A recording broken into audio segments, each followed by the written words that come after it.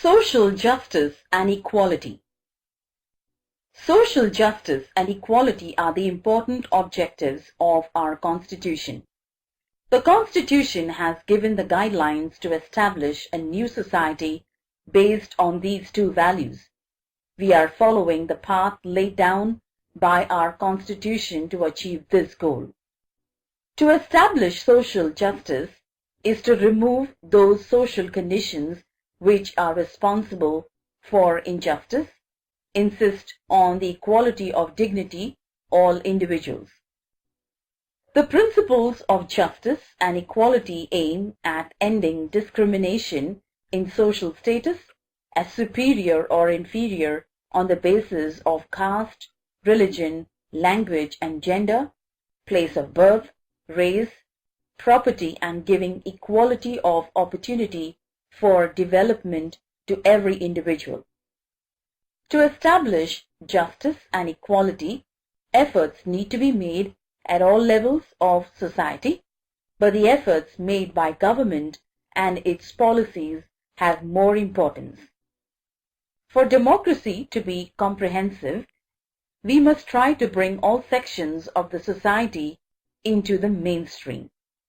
Democracy is in fact a process of accommodating different sections in society. Democracy helps in reducing social conflicts. Let us take a review of the efforts made in India in this direction. Policy of reservation of seats. Policy of reservation of seats is meant for those sections of society who have been deprived of the opportunities for education and employment for a long period. Accordingly, in educational institutions and in government services, some seats are kept reserved for scheduled caste and scheduled tribes. There is also a provision of reservation of seats for other backward classes. The Scheduled Caste and Tribes Prevention of Atrocities Act. This is an important act for establishing social justice and equality. This act prevents any injustice against the people belonging to scheduled caste and scheduled tribe, and any act of atrocity committed against them is liable for punishment. Provisions for minorities. The Indian Constitution has made several provisions for the protection of minorities. The government has adopted several policies for minorities to opportunities for education and employment.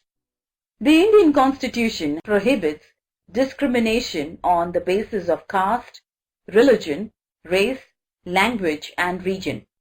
This is the comprehensive provision for minorities which fundamentally protects their right to equality, freedom, right against exploitation, and cultural and educational rights.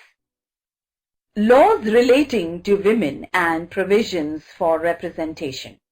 In the post-independent period, efforts were made for empowering women. Taking into consideration the problems of women, several policies have been adopted at national and international level to remove illiteracy among women and to make available the opportunities for their development. Right to have equal share in the property of father and husband. Dowry Prohibition Act, Act Against Sexual Harassment, Domestic Violence Prohibition Act are some important provisions which created favorable environment for protection of freedom of women and securing their development. In our country, from the very beginning, women have less representation in politics and political institutions. Many countries in the world have made efforts to increase representation of women. From this perspective, changes are taking place in India as well. The 73rd and 74th Amendment reserved 33% of seats for women in local self-governing institutions. This percentage has been raised to 50% in several states, including Maharashtra. A National Commission for Women has been established. Similar commissions also exist at state level.